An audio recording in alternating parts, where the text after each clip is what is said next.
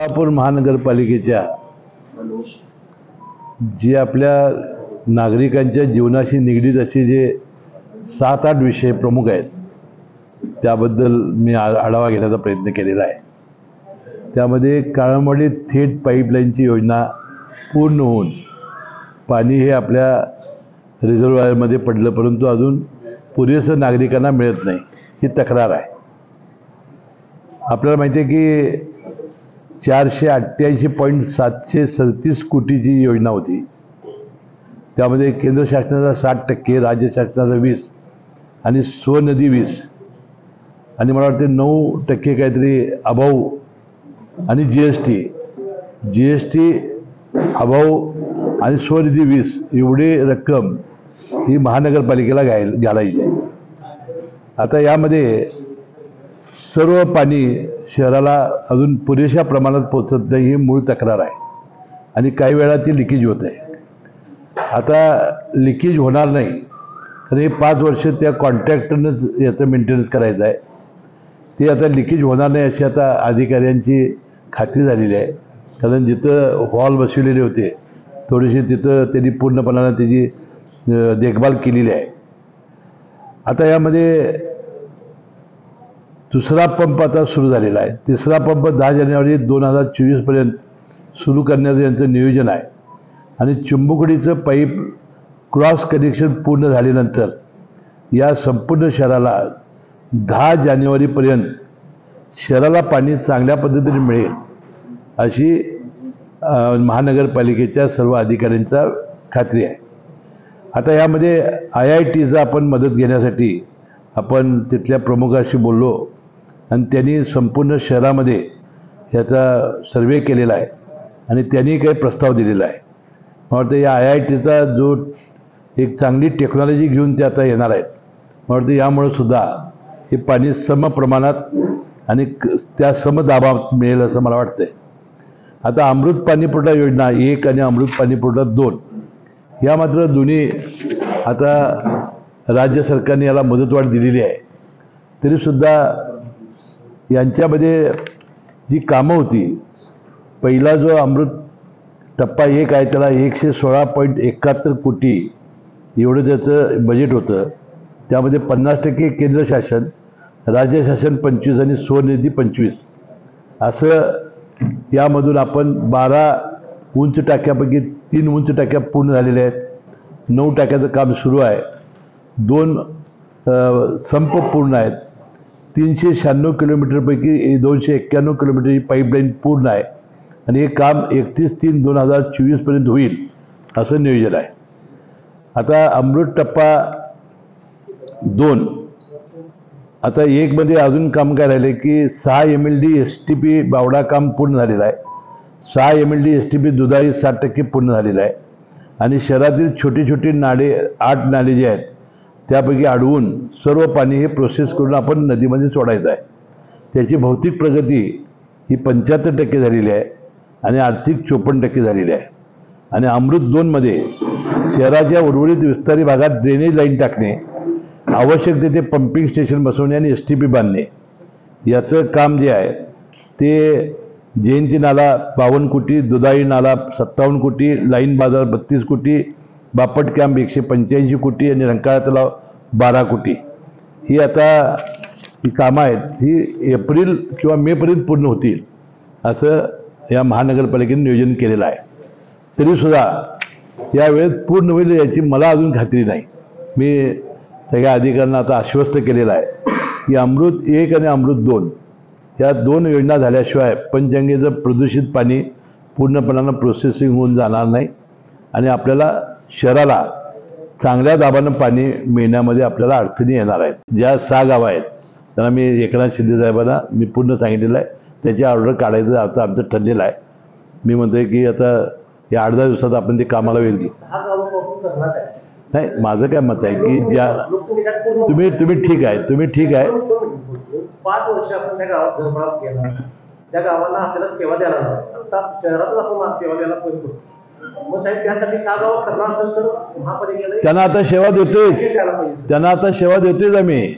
आमची KMT चालू आहे, आमची पाणी चालू आहे, आमचे दर जे कोल्हापूर शहराचे आहेत त्यांना त्या जमिनीचे दर मिळत आहेत, त्यांना फायदा मिळतोयच. आणि जे बाकीची गावं आहेत त्यामुळे लोकसभा आणि विधानसभेपर्यंत होईल असं मला काय वाटत नाही, आणि त्यामध्ये काय मी भाग घेणार नाही. अमृतची जी प्रस्ताव आहे तो नगरविकास मंत्री 6 महिने झालं पडलेला आहे. 3 कामाचा प्रस्ताव दिलाय. ते झालेलं नाही. जरा मी आता जेवढे म्हणून पेंडिंग होते त्या सगळ्यांना मी इथूनच फोन लावले. आराखडा 8 महिने झालं टेबल काढून व्यवहार केल्याशिवाय तिथं मंजूर होत नाही अशी चर्चा आहे. नाही, मी आता गोविंदराज म्हणून नगरविकास विभागाचे सचिव जे आहेत त्यांना या दोन्ही गोष्टीबद्दल इथूनच बोललो. मी जे होते ते सगळ्यांना ताबडतोब सांगितलं. मी सगळा तो आढावा घेतला. एकूण 1100 किलोमीटरची लांबी आपल्या मुख्य रस्त्यांची कोल्हापूर शहराची आहे. त्यामध्ये आता किती रस्ते पकडलेले आहेत आणि किती आता मुख्य रस्ते खराब राहिलेले आहेत त्याची यादी आम्ही तयार केलेली आहे. 88 रस्ते खराब अजून राहतात. त्यासाठी 90 कोटीचा निधी पाहिजे आहे. त्याचा प्रस्ताव आमचा गेलेला आहे. ते जर 90 कोटी मिळाले तर सगळेच रस्ते मुख्य जे आहेत ते होतील. बोळ वगैरे राहतील, थोडं सोडून द्या, पूर्ण काही राहणार नाही असं अधिकाऱ्यांनी मला आता आज आढावा दिला. आता माझा काय प्रयत्न राहील की बाबा चांगले रस्ते कसं होतील ते बघणं, आपण ते प्रयत्न करू. दैनिक वेतनावरचे प्रमाण करणं हा भाग वेगळा आहे, कारण यांचा आत्ताच इस्टॅब्लिशचा खर्च 60-65% आहे. तो नियमाप्रमाणे 35% पाहिजे. त्याला बऱ्याच अडचणी आहेत. अजून नवीन त्यांनी कामगारांचा जो हे आहे मास्टर आपला काय तो आकृतीबंद, तो आकृतीबंद नवीन केलेला आहे. कारण जकात बंद झाल्यानंतर तो आकृतीबंद करून पाठवावा, तो केला आहे परंतु अजून मंजूर झालेला नाही. अशा छोट्या छोट्या गोष्टी आहेत. परंतु आज नागरिकांच्या दृष्टीनं मला जे आज वाटते तो कर्मचाऱ्यांचा प्रश्न इस्टॅब्लिशमेंट हा भाग वेगळा आहे. एक की पहिल्यांदा नागरिकांच्यासाठी थेट पाईपलाईन, स्वच्छ पाणी, भरपूर पाणी मिळणं. दुसरं रस्ते चांगले होणं. तिसरं आरोग्य सुविधा चांगली राहणं. आणि यासाठी घनकचऱ्याचा प्रॉब्लेम मिटवणं. या सगळ्या विषयावर मी सविस्तरपणानं आढावा घेतला आणि आज अतिशय हसत खेळत, अजिबात गुस्सा न करत आता मी मिटिंग आज केलेली आहे. आणि मला वाटतं सगळ्यांनी चांगला प्रतिसाद दिलेला आहे. आणि मी सांगितलेलं आहे की बाबा कशातही माझा इंटरेस्ट नाही, लोकांचे नागरिकांचे प्रश्न ह्याच्यामध्ये माझा इंटरेस्ट आहे. तुम्ही सगळ्यांनी आणि बांधकाम परवानग्या, EDTPची पोस्ट इथं नाही, म्हणजे पोस्ट आहे परंतु तो चार्ज दिलेला आहे सांगलीवाल्याला, हे सगळं मी मुख्यमंत्र्यांच्या कानावर घालेन. परंतु लोकांना सुद्धा त्रास होता कामा नये. बांधकामाला परवानगीसाठी अर्ज आला की त्याला बांधकाम परवानगी ताबडतोबीनं मिळणं, त्याला त्रास न होणं, त्याला खेटे न मारायला लावणं. कारण जनता दरबारात आयुक्त माझ्यासह असतात. मला वाटतं जवळजवळ 10% लोक महानगरपालिकेची तक्रारी घेऊन येतात. जर महानगरपालिकेचे आयुक्त जर एवढ्या कार्यक्षम असतील तर वास्तविक या तक्रारी येता कामा नयेत. मला वाटतं अशा पद्धतीनं नागरिकांचे प्रश्न सोडवले तर काय अडचण येण्याची पाळी नाही. ठीक आहे, काही निधीच्या मर्यादा आहेत. आपली अनेक दिवस नगरपालिकेची हद्दवाढ झालेली नाही, त्यामुळे 300-400 कोटीच्या आतच अजून यांचं उत्पन्न आहे. खर्च अवाढव्य आहे. त्याला मार्ग आपल्याला काढावे लागतील. म्हणून अधिकचा निधी बाहेरून विकासासाठी आणणं आणि कोल्हापूर शहराचा विकास करणं हे काम आमच्यासारख्या लोकप्रतिनिधींना करावं लागेल आणि आम्ही ते करत राहू. सगळ्यात KMT आपली तोट्यामध्ये आहे. त्यामध्ये 100 इलेक्ट्रिक बसेस हे केंद्र शासनाने त्यांची जी योजना आहे त्यामधून मंजूर केलेल्या आहेत. त्या व्यतिरिक्त आता जे 100 बसेस येणार आहेत ते इलेक्ट्रिक आहेत. त्याला पॉवर सप्लाय लागणार आहे. त्यामध्ये बुद्ध गार्डन वर्कशॉपपर्यंत वीज पुरवठा देणं, 33 KV लाईन टाकणं, ट्रान्सफॉर्मर उभारणी करणं आणि 17 कोटीचा प्रकल्प आहे तेही ते केंद्र सरकार देणार आहे. त्याला फक्त ती कंपनी जी चालवणार आहे त्याला फक्त किलोमीटरला 24 रुपये द्यायचे आहेत. आज आपल्याला किलोमीटरला 65 रुपये खर्च आहे. त्याची एवढी मोठी बचत होणार आहे. म्हणजे डिझेल लागणार नाही, मेंटेनन्स होणार नाही. हे जर मार्चपूर्वी आचारसंहितेपूर्वी जर आलं तर मला वाटते बरंचसंच KMTमध्ये आपण बचत करू शकू आणि चांगल्या पद्धतीनं आपण काम करू शकू. त्याशिवाय 18 कोटी रुपये डेपो जिथे डेव्हलपमेंटसाठी किंवा जे आपल्या बस थांबे आहेत त्यासाठी सुद्धा त्यांनी मंजूर केलेले आहेत. मगाशी सांगितले त्याप्रमाणे आता हे अमृत योजना 2, अमृत योजना 1 आणि मी सांगितल्याप्रमाणे की एकूण 176 दशलक्ष पाण्याचा उपसा हा पंचगंगा नदीतून आपण म्हणजे आता काळमवाडी धरणातून करत होतो, पंचगंगेतून आता काळमाडी धरणातून होईल. त्यापैकी 80 ते 85% पाण्याची सांडपाण्याची निर्मिती होते. त्यापैकी कोल्हापूर महानगरपालिकेमार्फत 76 दशलक्ष, नंतर 17 दशलक्ष असे 106 दशलक्ष लिटर आणि अद्याप न प्रक्रिया होणारे सांडपाणी 40 MLD एवढं पाणी अजून आपल्याला शुद्ध करायचं आहे. यासाठी आता यांनी जे प्रस्ताव सुचवलेले आहेत त्यामध्ये आपण STP प्लॅन्ट हे तिन्ही जर तयार झाले तर 100% पाणी आपण या नदी प्रदूषणामध्ये नियंत्रण आणण्यामध्ये यशस्वी होऊ. राष्ट्रीय स्वच्छ हवा कार्यक्रम आता केंद्राकडून एकूण आपल्याला 16,96,00,000 रुपये 2019 ते 24 पर्यंत आपल्याला मिळालेले आहेत. टेमलाई उड्डाणपूलला 65 लाख, मिस्ट फाउंटन उभारणं 25 लाख आणि रस्ते दुरुस्त करणं 5 कोटी, पंचगंगा स्मशानभूमी येथे गॅस वाहिनी उभारणे 1.2, ऑटो टिप्परसाठी 1.5 आणि ओपन स्पेस विकसित करण्यासाठी 3 ते 4 कोटी असा एक त्यांनी कार्यक्रम आखलेला आहे. आता दाभोळकर कॉर्नरला त्यांनी एक एअर प्युरिफायर मशीन बसवलेलं आहे.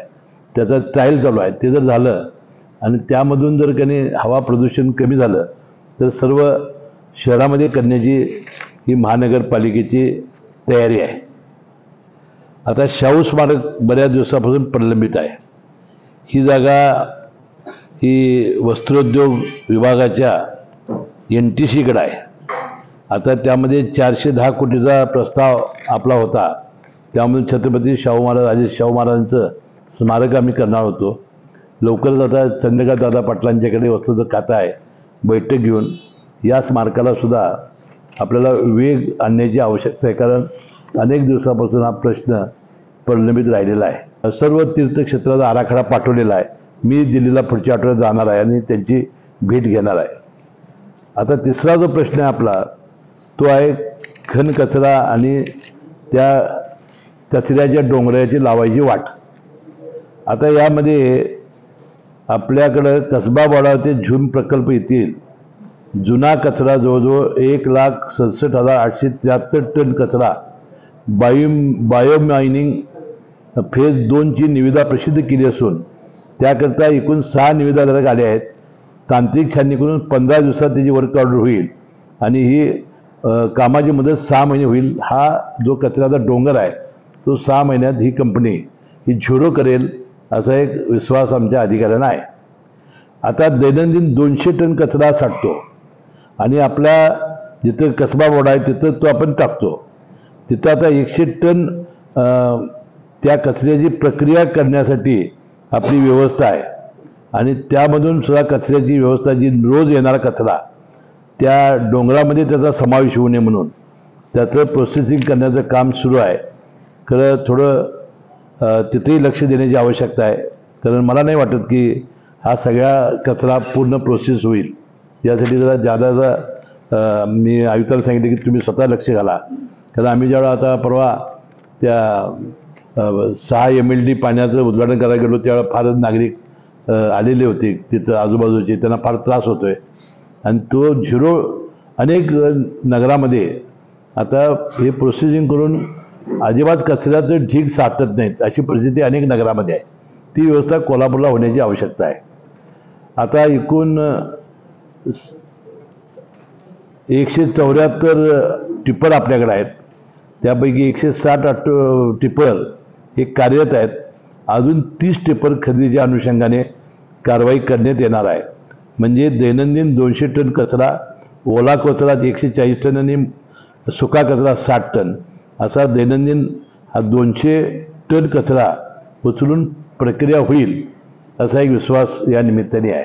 तो कोल्हापूर शहरातील रस्ते. आता या कोल्हापूर शहरातील एकूण शहराच्या रस्त्याची लांबी आहे 1100 किलोमीटर.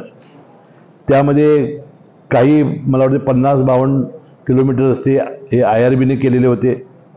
त्यानंतर 100 कोटीचा निधी आता आपल्याला प्राप्त झाला. काही नगरोत्थानमधून झाला, काही रस्ते विकासमधून नगर विकास विभागातून झाला. आता यामधून जवळजवळ सर्व कामांचं नियोजन होणार आहे. फक्त आता 88 रस्ते किलोमीटरचे रस्ते हे आता या नियोजनामध्ये राहिलेले आहेत की जे प्रमुख आहेत आणि खराब आहेत. त्याला जर 90 कोटीचा जर निधी मिळाला तर कोल्हापूर शहरातील 100% रस्ते हे चकाचक होतील. 1100 किलोमीटरमध्ये एकूण महाराष्ट्र स्वयंज्योती नगरोत्थान अभियान 100 कोटीचा निधी मंजूर झाला असून 16 कामे प्रस्तावित आहेत. त्यामधून 19 किलोमीटरची कामे प्रस्तावित आहेत. त्यानंतर 52 किलोमीटर ही IRB मधून झालेली आहेत. फक्त त्याचा मेंटेनन्स केला की ते रस्ते चांगले राहतील. आणि त्यानंतर एकूण 1 एप्रिल 2023 ते आज अखेर नगरोत्थान, दलितेतर, त्यानंतर दलित वस्ती मूलभूत योजना यामध्ये 239.39 कोटी निधी प्राप्त झाला असून त्यामधून 254 कामे प्रस्तावित असून त्यामध्ये 132 रस्त्यांची कामे मंजूर आहेत. आणि उर्वरित कामं ही गटर, कॉन्क्रीट, शहरे व पाणी पुरवठा विभागाची अशी एकूण 122 कामं प्रस्तावित असून त्यापैकी 84 कामं प्रगतीपथावर आहेत. आणि आता 88 जे किलोमीटर रस्ते राहत आहेत त्याला 90 किलोमीटरचा निधी पाहिजे आहे. हे जर चांगलं काम आपण करू शकलो तर रस्त्याची सर्वच कामं व्यवस्थित होतील असं मला वाटते. 90 कोटी निधी मिळाला तर आता मुख्यमंत्री येतील त्यावेळा आम्ही त्यांच्या कानावर घाललो तर कोल्हापूर शहरातील सगळे प्रमुख रस्ते आहेत ते चांगले होतील. आता महालक्ष्मी तीर्थक्षेत्राचा आराखडा आता आपल्याला माहिती आहे की तो आपण पहिल्यांदा 69 कोटीचा केला होता. 10 कोटी रुपये निधी प्राप्त झालेला होता. त्यामध्ये ग्राउंड फ्लोअर +2 म्हणजे सरस्वती टॉकीजवळचं ते काम सुरू आहे. ते 90% काम पूर्ण झालेलं आहे. त्या व्यतिरिक्त महाराष्ट्र शासनाकडून हिवाळी अधिवेशनामध्ये 40 कोटी आता पूर्ण मागण्यामध्ये आपण मंजूर केलेले आहेत. त्यामध्ये 3 मजली पार्किंग व्यवस्था आणि 2 मजले भक्त निवास असा 30 कोटीची किंमत ही प्रस्तावित आहे. आता DPDC मधून आतापर्यंत आज अखेर शासनाच्या नगरोत्थान, दलितेतर ह्यामधून आता जो निधी प्राप्त झाला त्यामध्ये आपण महालक्ष्मी तीर्थक्षेत्राला सुद्धा थोडा निधी देण्याचा आमचा प्रस्ताव आहे. आणि मला वाटतं हे जर काम झालं तर आपण जे ठरवलं आहे ते काम होईल.